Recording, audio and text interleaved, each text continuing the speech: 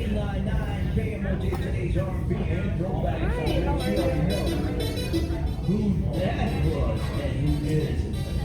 Live from the heavens above, Prince. And the guy I see right now, Mr. Freddie Bell, is doing it all the way from Biscuit Park. Son, how you feeling? Everything's good? You still can't come? Good to see you on the stage? I did sing, and luckily that did not go out over the air, so I think the world is a safer place as a result.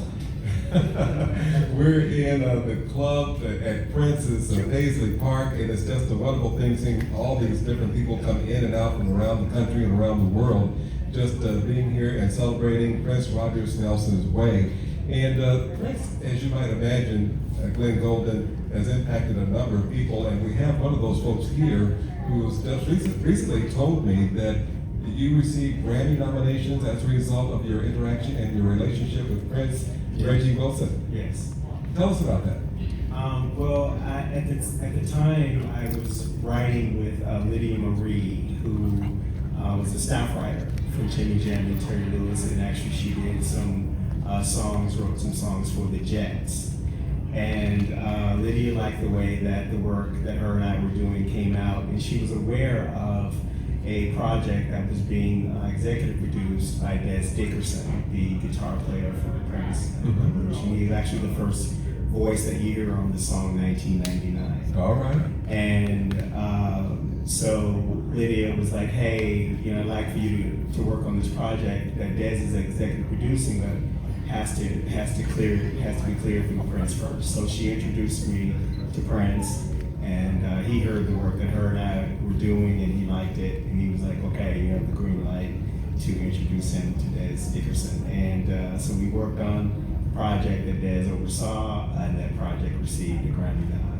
Congratulations, and you continue that Prince legacy right now, his love for one another idea and mantra that he's put forward around the world. Absolutely.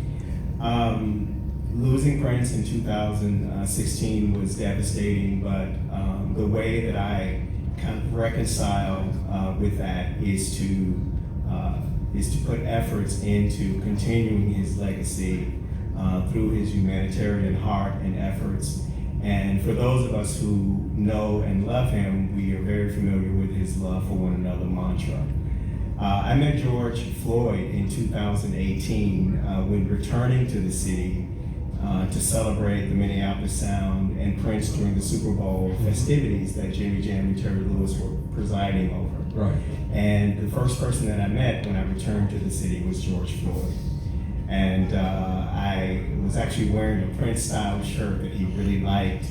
And he was like, man, how you gonna come in here with a shirt like that on and not bring me one in my size? This was at the Conga Bistro where he worked. And he laughed because George, there's three of me. He was a huge fan. And so we laughed and bantered back and forth. And that was the only personal encounter that I'd ever had with him. And the next time that I saw George was when we all saw him, which was on television in the final moments of his life. And it was at that moment that I decided to pivot to doing everything that I could to ensure that Prince's love for one another mantra could be a reality in my lifetime.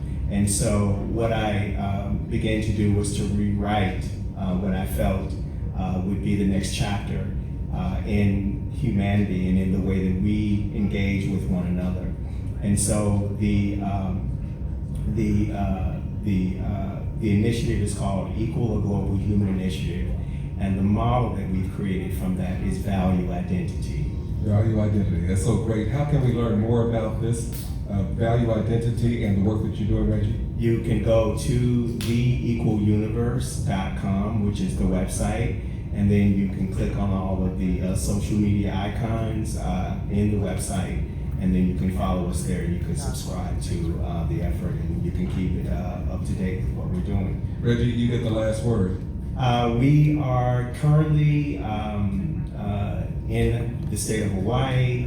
We are also in the state of South Dakota, in the schools there. And so this is a way for others to become aware, students, people who are 15 and under. You know, I'm over 50, many of us core fans are over 50, but this is a way for this current generation to learn about Prince, his legacy, and to understand the value, the inherent value that they possess, just as he did, and to really begin to feel better about who they are, because how we feel drives how we behave.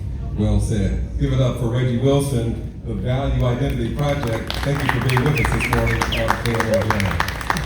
Ben Goldman, back to you, sir. Yes, sir. Thank you. Now, see, you caught me when I was saying early in the morning. Now we're in the afternoon, man. We've been working hard, man. I love it. Yes, sir. All right, we'll talk to you in about another 15 minutes. Thank you for everything that you're doing out at Paisley Park, ladies and gentlemen.